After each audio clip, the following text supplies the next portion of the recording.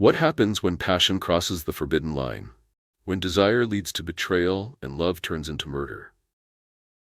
This is the chilling story of Camille Donovan, a striking woman whose illicit affair with her father-in-law Victor spiraled into a deadly game of manipulation, secrecy, and deception.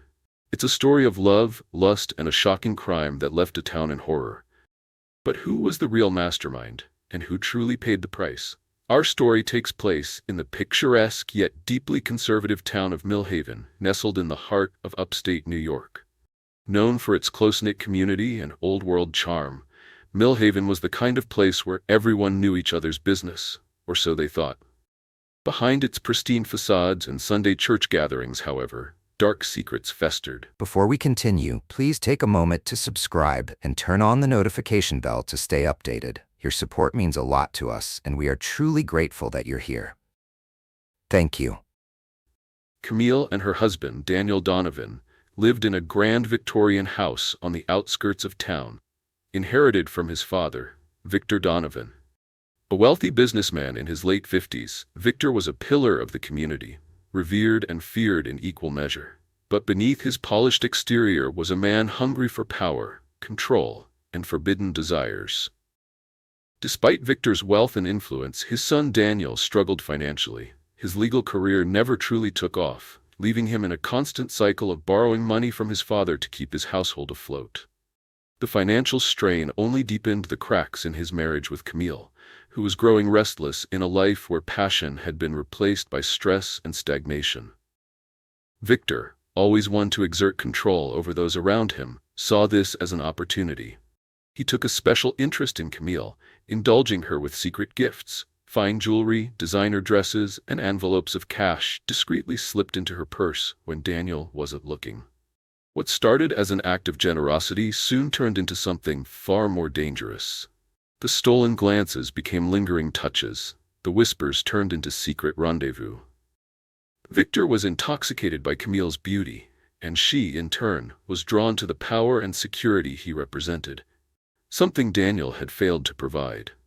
Their moments together were electric. Victor would invite Camille to his private estate, under the guise of discussing family matters, only for their conversations to turn into passionate encounters behind closed doors. He fed her expensive wine, whispered promises of a life where she would never have to worry about money again. Camille, though initially hesitant, found herself swept up in the thrill of the forbidden. The affair became an escape from the mundane struggles of her marriage, a secret world where she was desired, worshipped, and most of all, free. But secrets in a town like Millhaven never stayed hidden for long, and their illicit relationship was a ticking time bomb waiting to explode. Daniel, despite his aspirations, struggled financially. His legal career never quite took off, and more often than not, he found himself asking his father for money to support his family. Victor, knowing his son's weaknesses, used this to his advantage, subtly increasing his influence over both Daniel and Camille. He provided financial relief to Daniel, but with an unspoken expectation that it would further solidify his power in their lives. Meanwhile, Victor had a soft spot for Camille, a fondness that grew into something more. She was different from the women in his social circle, young, vibrant, and alluring. He pampered her, slipping her money in secret, showering her with expensive jewelry, designer dresses, and luxurious spa visits. He made sure she felt special, adored, and, most importantly, dependent on him. Their affair was more than just physical. It was psychological.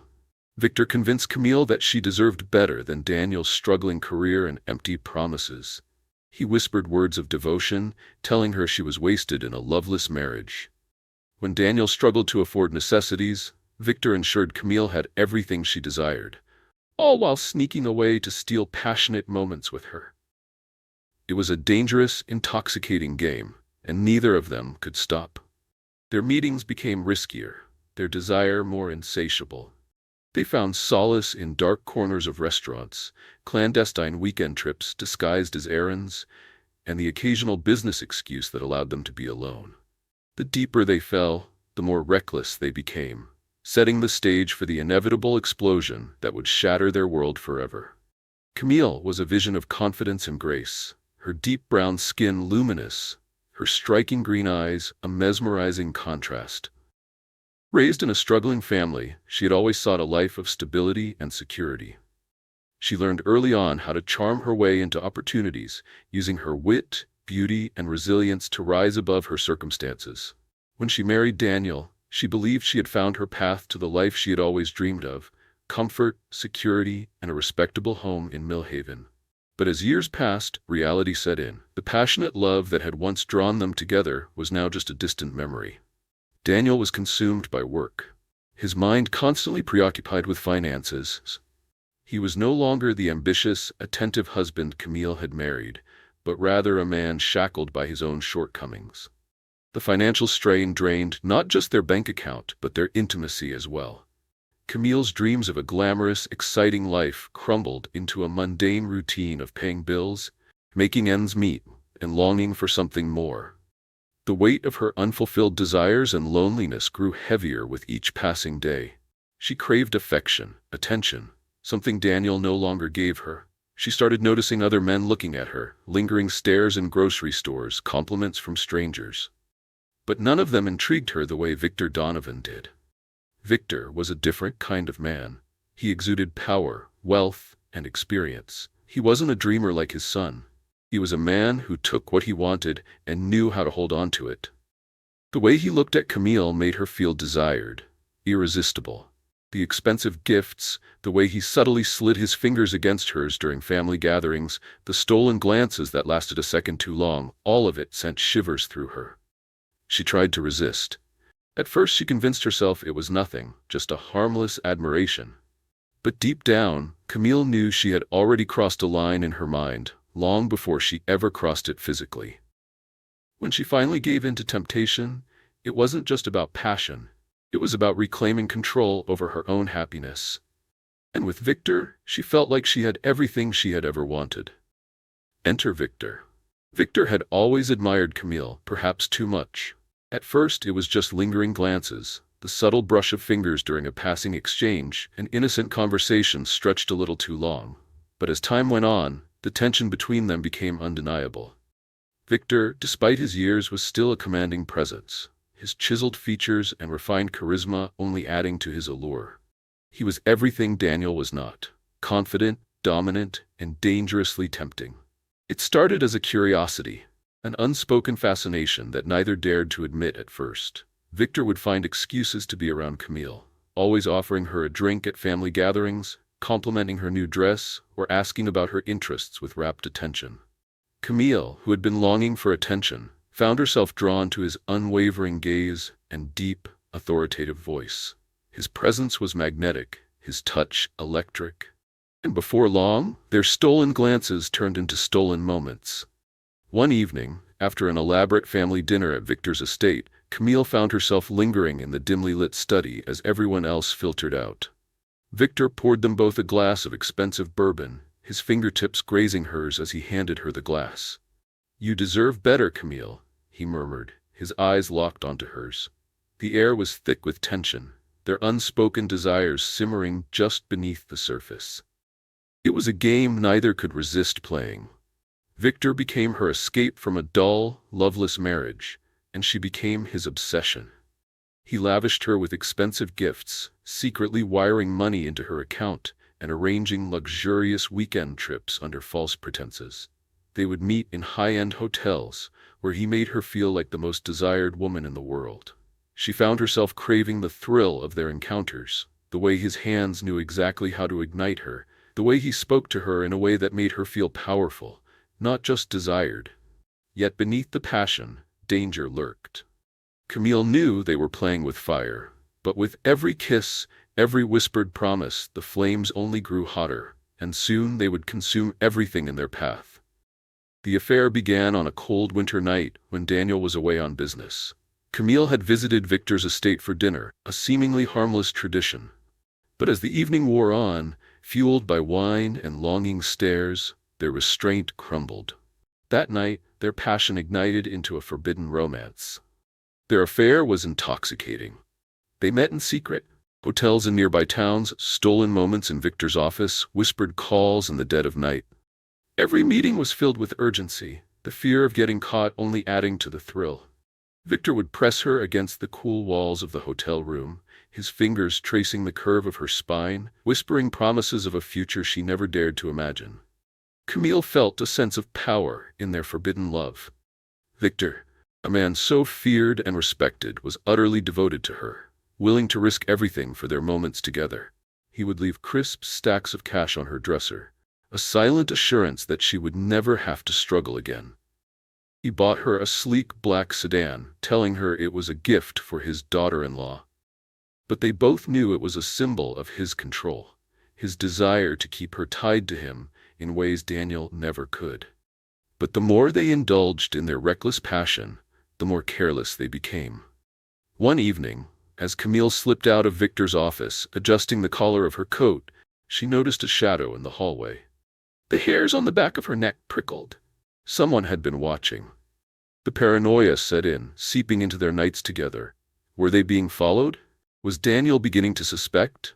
The walls were closing in, and Camille felt the first shudder of impending doom. But secrets have a way of surfacing, and their world was about to unravel in the most horrifying way. Daniel was no fool. He noticed the changes, the late-night outings, the distant stares, the unexplained absences. His wife had become a woman he no longer recognized. At first, he dismissed his suspicions as paranoia, convincing himself that Camille was simply feeling restless. But the distance between them grew wider. She no longer sought his embrace at night, no longer asked about his work, and barely showed any interest in their home life. Then he noticed the finer details, the faint scent of cologne on her clothes, a brand he didn't wear, the new dresses and jewelry that she couldn't possibly afford on her own, the way her phone was always face down, as if she were hiding something.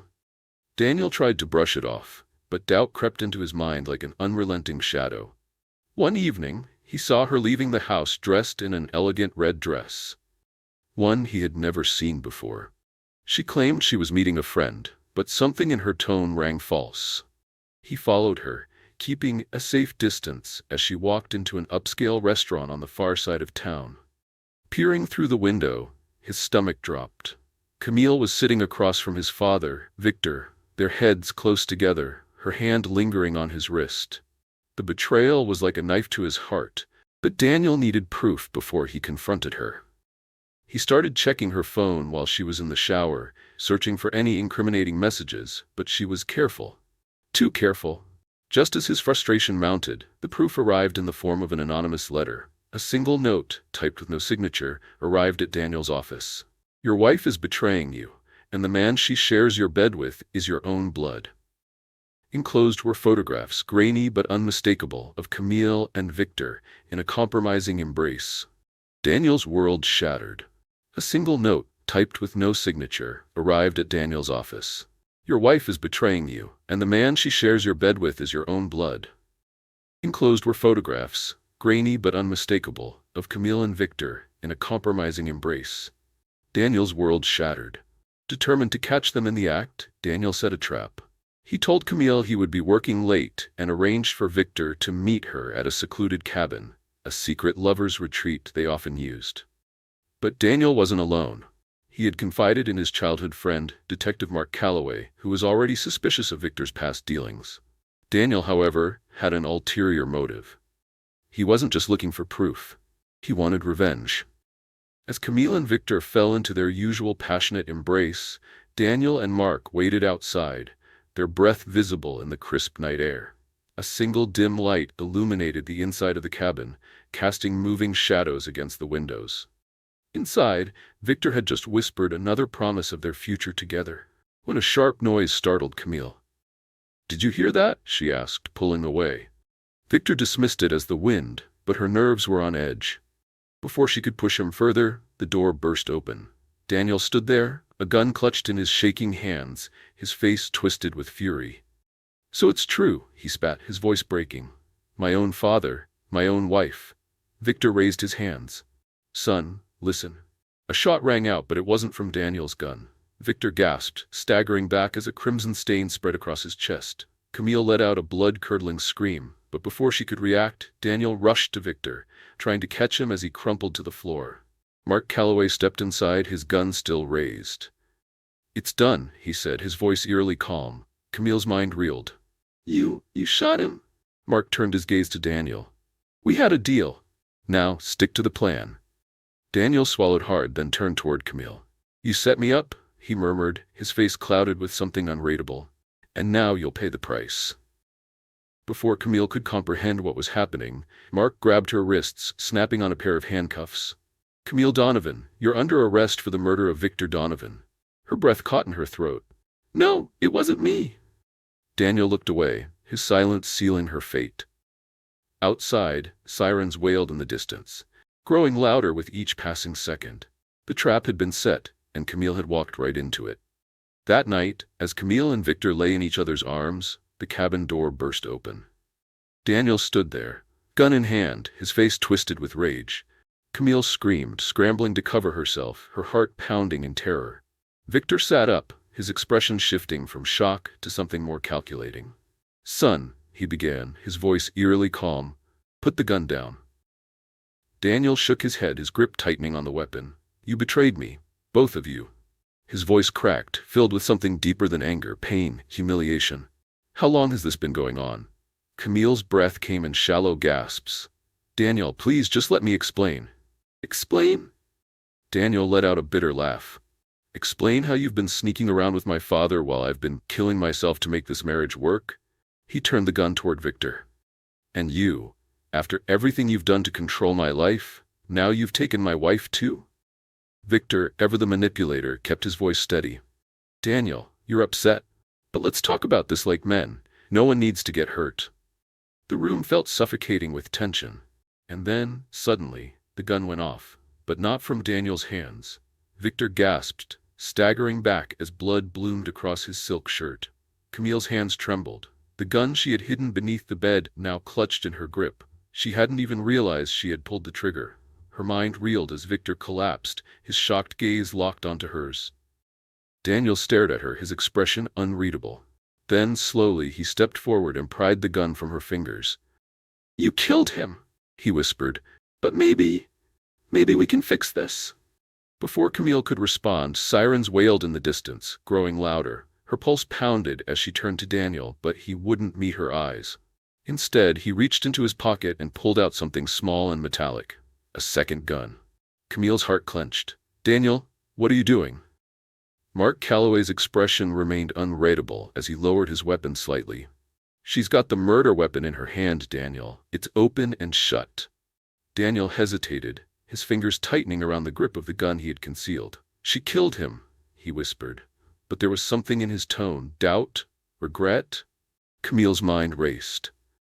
The gun in her hands, the one she had used on impulse, was suddenly heavier. But she knew something was wrong. Victor had been controlling, manipulative, powerful, but would Daniel really let her take the fall for this? Or was this all part of a larger scheme? Then, a realization hit her like ice down her spine. Victor had enemies. Powerful ones. She turned sharply to Mark. You knew, didn't you? This wasn't just about catching me and Victor. Someone else wanted him dead. Someone bigger than this, and you played us all. Mark's lips twitched slightly, not quite a smile, but enough to confirm her worst fears. That's quite a theory, Camille. Too bad you won't get the chance to prove it. Daniel looked back and forth between them, realization dawning too late. The sirens were almost upon them, but Camille knew now. She was just another pawn in a much deadlier game. Victor staggered back, clutching his chest as blood spread across his silk shirt. Camille, in shock, dropped to her knees, pressing her hands against the wound. But it was too late. Victor Donovan was dead. The trial that followed gripped the nation. Camille claimed Daniel had planned it all, set them up and murdered his own father in cold blood. But Daniel's defense was shocking. Camille was the true mastermind. He testified that Camille had seduced Victor not out of love, but as part of a calculated plan to kill him and inherit his wealth. And then came the most damning twist of all. The forensic evidence didn't match Daniel's gun. The bullet that killed Victor came from a different weapon, one found in Camille's possession. Had she planned to kill Victor all along? Had she manipulated both men, using their desires as weapons in her deadly game? The jury was divided. In the end, Camille was convicted of first-degree murder, sentenced to life without parole. Daniel walked free, though forever haunted by the events of that night. As for the town of Millhaven, it never recovered from the scandal. The Donovan name, once revered, became a cautionary tale whispered behind closed doors. She remained a mystery, a woman whose true intentions may never be fully known. Was Camille a victim of passion, caught in a dangerous game between father and son, or was she a cold, calculating murderer who orchestrated everything from the start? One thing is certain. In the end, love, lust, and betrayal turned deadly, and no one, not even the innocent, escaped unscathed. Was Camille guilty of murder, or was she framed? Who was the real mastermind in this deadly affair? The answers remain locked in the past, buried with the sins of Millhaven.